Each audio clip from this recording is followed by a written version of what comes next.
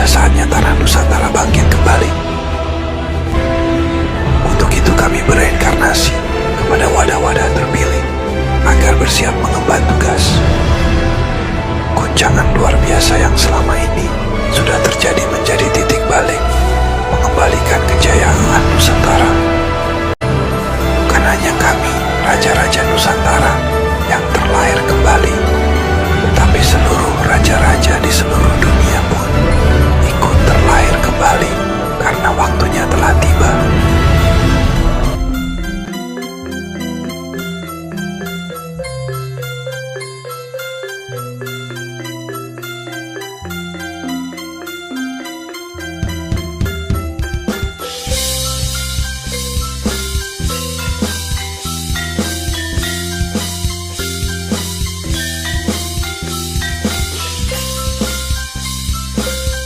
Saking ngira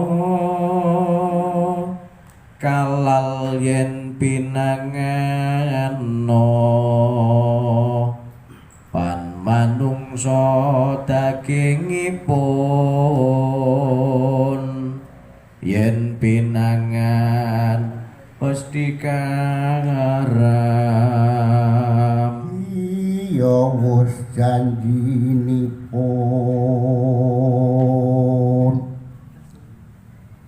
ratu iku asih ing dase maten asih ing alah marmane prihen upaya selawan kas tegese kang antosani setya putya pangekesing tur